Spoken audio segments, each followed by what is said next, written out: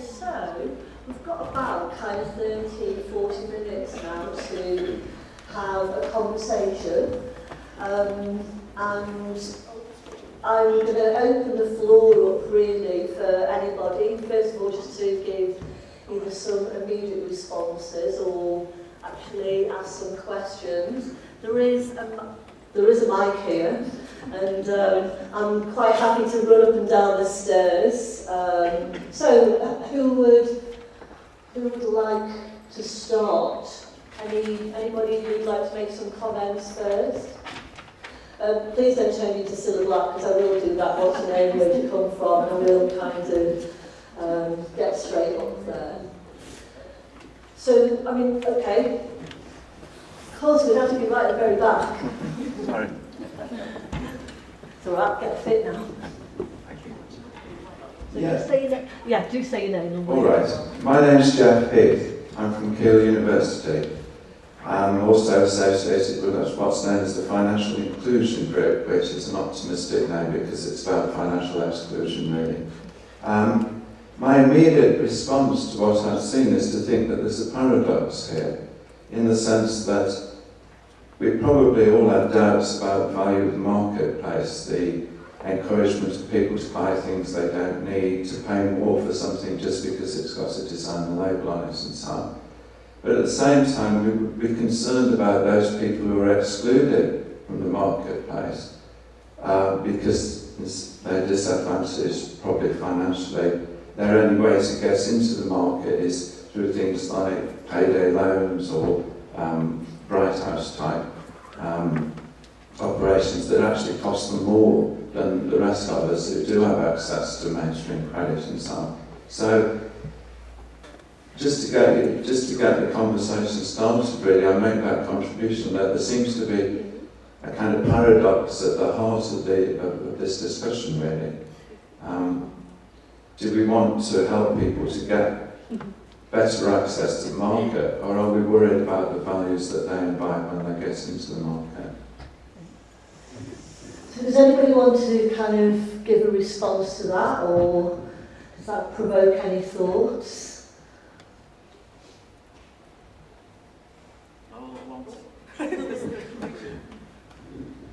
My name's Desiree Ellis. I'm here just to watch and learn.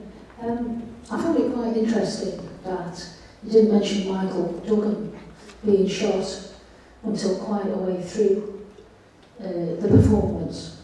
And I don't think I heard any reference to the fact that it was called a lawful killing of basically an unarmed man, and how those 2011 riots started. I have some concerns about how this sort of episode of what might be called violent shopping is perceived, because obviously there were problems within that area. There were social problems, social deprivation within that area, and lots of issues that individuals would bring out as their personal issues that could have led to this level of protest. But also, I felt that there was people who protested were depicted as rioters and thieves and looters. And I don't believe that was always the case. And I think, if my memory serves me right, that the majority of businesses that were looted were major corporate concerns and not small local businesses. So the community protected their own local people. So I'm not really convinced that this whole production gives a full sort of unbiased view of the reasons for that protest. And I also think that in calling it riots, that's joining on from Cameron's video that you played towards the end, which I think was in The Guardian, where he talked about gangs and riots and such, and not once were we actually talking about protest of inequality and all of those things. Now, while I accept that the clean-up groups were a positive way and people could feel positive about it, actually what came out of that rioting was the fact that the government quickly started to spend money in that area. Now, that for me raises a question of when is violent protest appropriate? At what point does talking stop and violent protest become an actual responsible way of protesting? Yeah, thanks for that, Desi.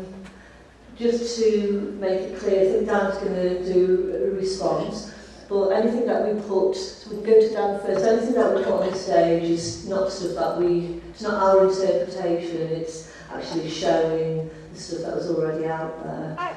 And you're quite right to mention Mark Duggan. I think there was a voiceover in there that was talking about that. So I'm going to go to Dan first, because also you mentioned about, you thought it was mainly it was corporate businesses that were attacked, and you made some comment about the hashtag, and then I'll go to Jay, okay? It was small shops that were hit the hardest. I have no problem at all with people smashing up big shops as a legitimate form of protest. Doesn't affect me in the slightest, because those people will be able to pick up and start again very quickly. There were thousands of small shops that were affected and lost trade. When you smash up those small shops, you don't just smash up a shop, but you smash up the employment chain of those people who are employed on low wages to work in those shops because they're local, and they also lose their time. 48,000 hours were lost by people who work in shops in the weeks immediately afterwards. So that has a huge impact for those people who've lost their source of income. It's also worth saying that, yes, there is a point at which you go, there is a legitimate way of protesting, but this was not it. 5 innocent people were killed. Richard Manningham Bowles, I think the guy's name was, who was a 68-year-old man who was putting out a fire in a litter bin outside his house, who was beaten to death by a mob. And the police tried to get to him, and the ambulance crews tried to get to him, and they were beaten off by a mob who killed him. A 68-year-old man trying to put out a fire in a bin outside his house. There's a 13-year-old girl who was raped during these riots. These were not nice, legitimate protests. These were nasty and ugly and violent.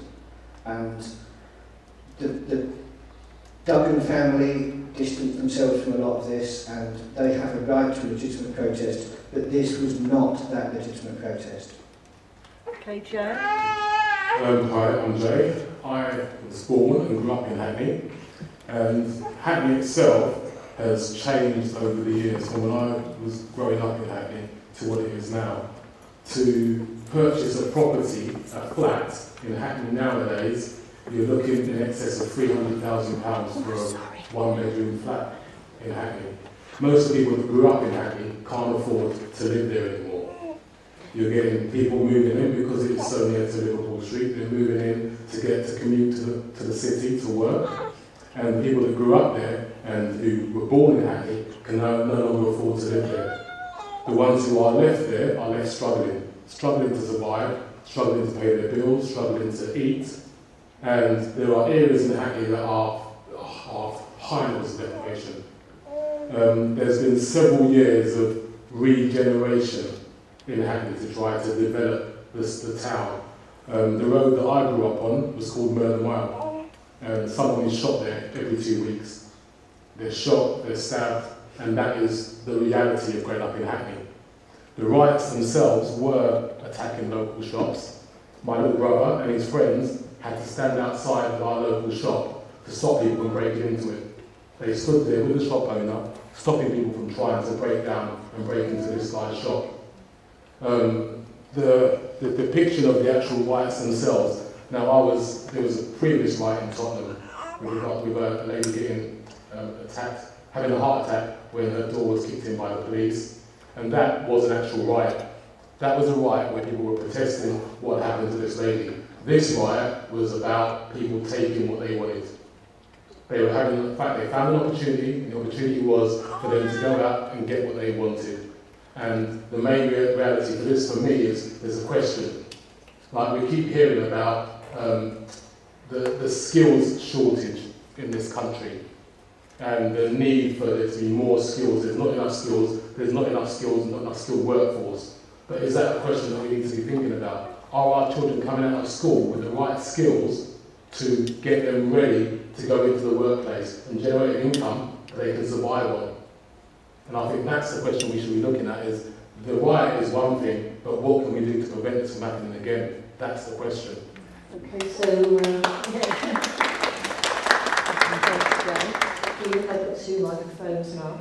So to bring it back to the idea of marketplace exclusion as well. So actually you're saying that in terms of people's futures, some of the causes of exclusion are perhaps not having the right merchandise in terms of how do you show what the talent and skill is that you have. Where do people get that opportunity to demonstrate those or develop those kinds of... Well, I think the businesses nowadays,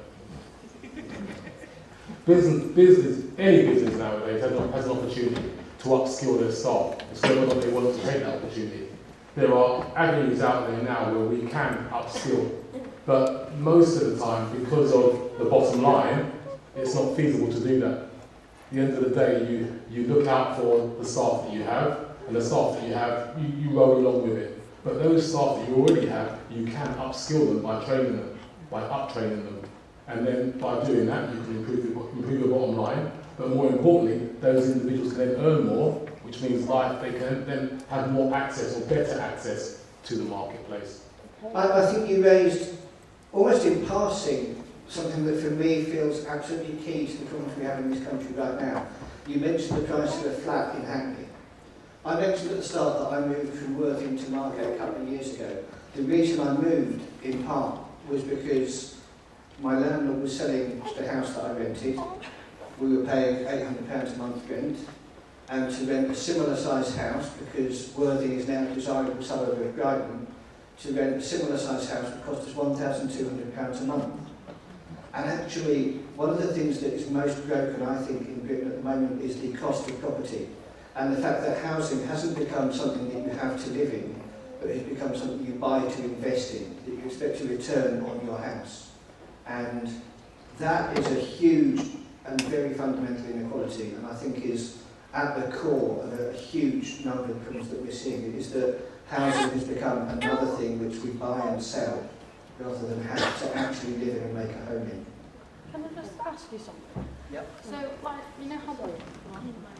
Let me just get a mic to you. There's a lady. I really want a microphone. Have a microphone. You know how you were saying, like, the riots before, something came from them after, didn't we? Yeah. So, what was the main reason for this riot? Like, how did it start? Like, because you know how people just being idiots with them, really, just wanting to take stuff. So, did anything come from this? Was it just all bad? Okay, Dan, shout. I know you've got the voice. All right. So the August 2011 riot started, as was mentioned, because of the trigger of Mark Duggan being shot by the police. Right. That was the trigger for protests and unrest in Tottenham. But that spread very quickly. And what's interesting is that some of the research and some of the interviews that were done with people who were rioting elsewhere, they didn't even know who Mark Duggan was. That very quickly moved from the spark of that legitimate protest against the police, became something else entirely in other places. I do think it has brought a focus to some of the communities like Hackney and to Tottenham, and some of the stuff we talk about now about social inequality and exclusion has come out of the work that was done out of that. Can I just say one more thing? Okay, and then that lady over there. Sorry. I don't know if this has anything to do with it, but do you know like local businesses, like, so farms and stuff? Like supermarkets do processed chicken breasts and stuff, don't they? Yeah. And because of poverty, people are buying that because they can't afford to go to the butchers. Yeah. So I kind of just feel like big supermarkets are pressuring us. Because like, essentially, we've all together have compromised because we're choosing to buy this cheap meat because we haven't got the option Yeah. to have butchers. So, like, we've all kind of done it together, that's why we do. Companies now can't afford to stop doing this because we keep buying it. No, So but it's like a circle. We just But keep the going thing and going. the thing is, if you buy, like, for example, poultry in Tesco, Yeah. it costs you more than if you went to your butcher and bought the poultry. Not necessarily, because like, Because pound for pound, kilo for kilo, if I buy my meat from Pax Foods in Shelton, and I've bought a container of the same thing in Tesco where you get like 8 thighs for like a £5, and for a £5 I'm walking out of Pax with like 18 pieces of chicken. We're on the bone, okay, it's on the bone, not with the skin on, but it's half the price of what you're paying in the supermarket, and it's larger and it's better quality. I know sometimes I just find it's But it's more... just about us having to search the I'm market. going to stop this chicken Sorry. conversation. Sorry. See, because it's my favourite food actually, so I will be picking up on this. There's a lady just there at the back. Can you just say your name and where you come from? My name's Amanda. I'm from Manchester and I live in Salford, both which places saw unrest in 2011. It was 2011, 2012. I want to put an alternative, non-London viewpoint, because in Manchester it was small, organised groups of people looting high-end designer stores. In Salford, what was looted? Pawnbrokers, high-interest money lenders, and Lidl. Because the people in Salford can't afford to actually live on the incomes that they're on. In their neighbourhoods, where the riots in Salford took place, or in the shadow, you can see Media City, the shining new BBC, which is a gated community with security. It is not a public realm, it is a private space. The BBC came to Salford promising jobs and engagement. It didn't happen, and there was a lot of resentment. The reporting of the riots and the analysis after the riots. The Guardian did this reading the riots. When they came to our city, we asked them, how many people did you interview who were involved? And they went quiet. They interviewed 5 people. And that, according to, I think it was LSE and The Guardian, was sufficient to form an informed academic view on the causes of the riots in the north of England. Well, you know, we should have been grateful. That was positively inclusive compared to the whole one rioter we interviewed in Nottingham. But what I'm saying is that what was being said by the young people who were looting Lidl and taking bags of groceries to the older people who couldn't get out much, one of them said, if they catch up with any of us, we'll go down for nicking a bottle of water. Our MP nicked tens of thousands, and she's still got a job. We won't get a job, we'll go down. If it was the BBC, they'd get told off and still have a job, we'll go down. None of that was reported. It was very London-centric, very focused on the feral underclass. That's what my community was labelled, the feral underclass. I love my community. They hold a dirty great big banner in the main square in Manchester saying feral underclass against the Tories. But I think that the voices that we're not hearing, these invisible, faceless, hoodied looters, rioters, their voices aren't being heard, they're being assumed. Until we actually hear the voices of a really alienated, really hopeless, as in lacking hope, generation of young people and older people, people in their 20s, 30s, who have no hope and took what they could when they had the opportunity. Until we actually understand where they're coming from, calling it the feral underclass isn't going to get us anywhere.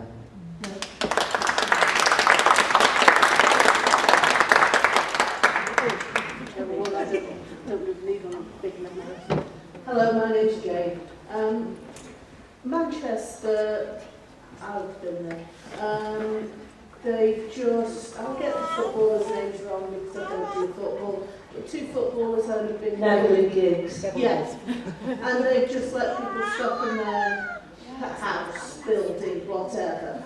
And the guys who are doing it are so level-headed, nice, they said they'll look after the building. It was rioting, it was looting, it was illegal. These people who broke into those shops, whether they were the designer shops, whether they were little corner shops as in London, they broke them all. And I've got no sympathy for them, and I've been a youth worker since I was 19. So, and it's because, oh, I'm just angry. Okay. Oh,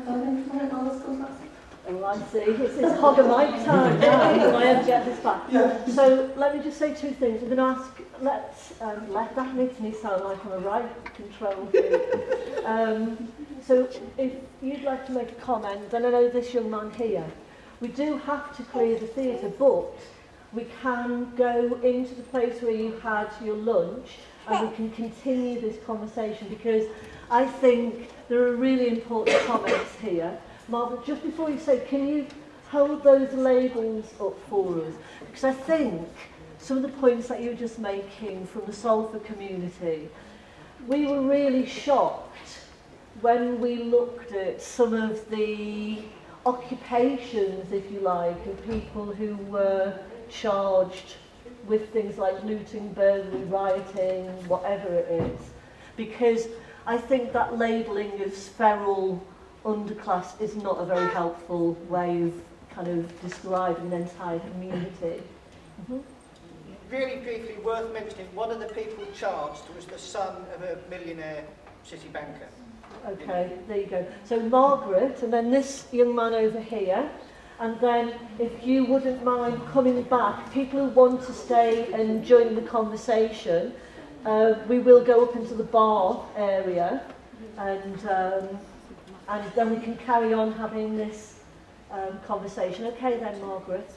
The thing that I'd like to just contribute, Margaret Riley, I've got a background as a health service and work with students and Catholic, is the health comment area. And 10 years ago, I heard someone from the World Health Organization say that according to all their predictions about what will be the biggest challenge we face in the health service across the world in 2020, that it's actually mental health.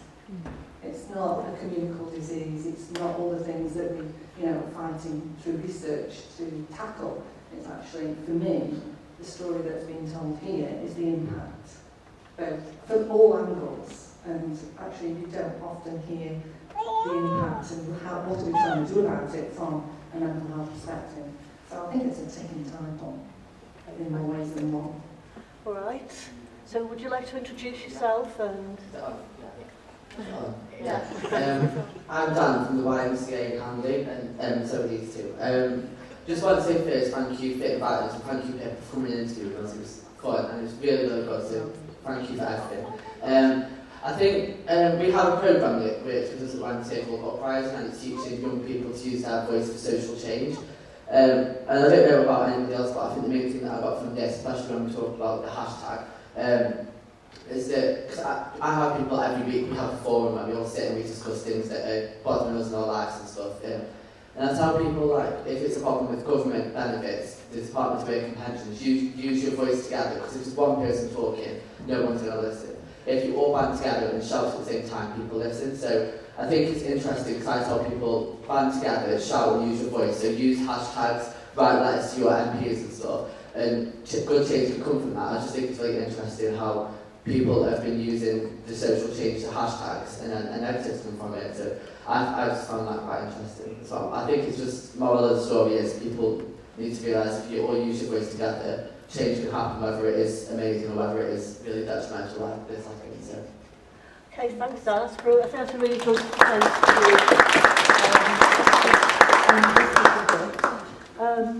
to seriously, it would be great if some people could kind of come and join in with the conversation. And also it might be that when we're sitting a bit closer together as opposed to in this kind of style, other people might feel more able to join in the conversation as well. So I'll invite you to kind of retire up upstairs into the bar.